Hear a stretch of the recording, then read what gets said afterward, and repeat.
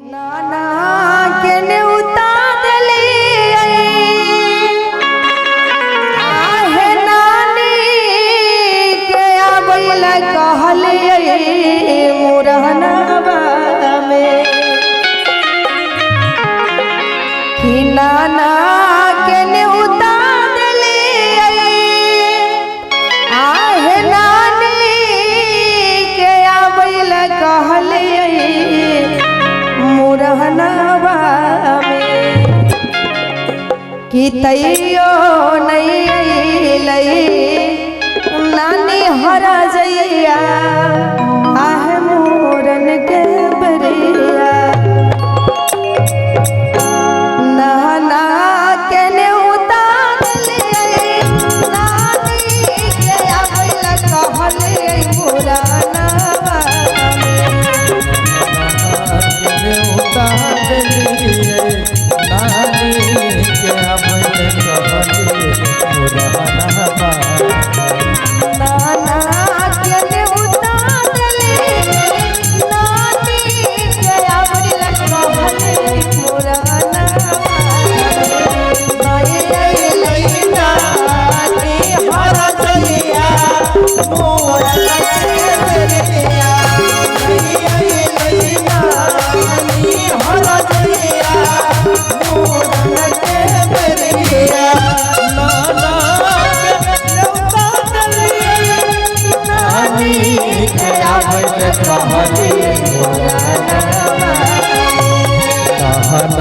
न्योता दिली नानी के आबैल कहली मुरहनवा भैयो नहीं नानी हरा जइया मोरन के बरिया भैयो नहीं नानी हरा जइया मोरन के बरिया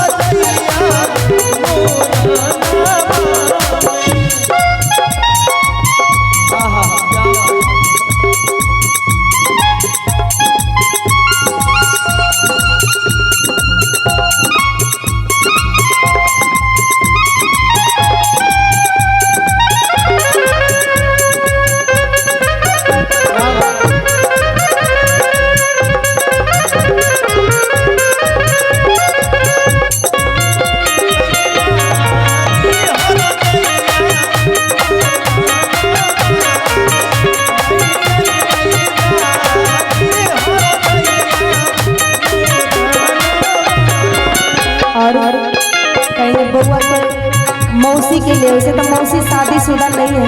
हाँ है मौसी से इन्हीं का मुंडन हुआ है।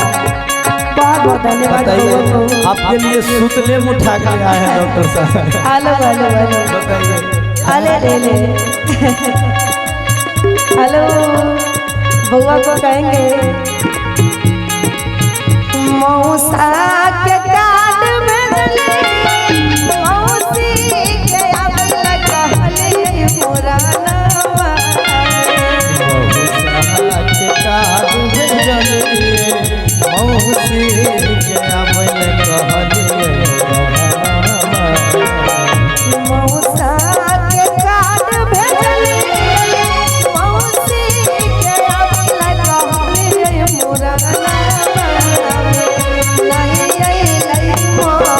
सीखत रहिया मोरन के बेरिया अइयो सियारत रहिया मोरन के बेरिया।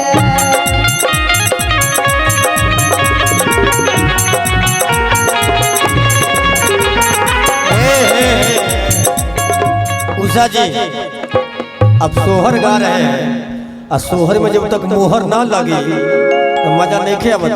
ओहो बउआ के पापा जी देखिए कितने कंजूस हैं, बहुत बहुत धन्यवाद। कितने कंजूस हैं कि 101 रुपया दिए शोभा दे रहा है। शोभा तो नहीं देना शोभा चाहिए, ले लेना चाहिए।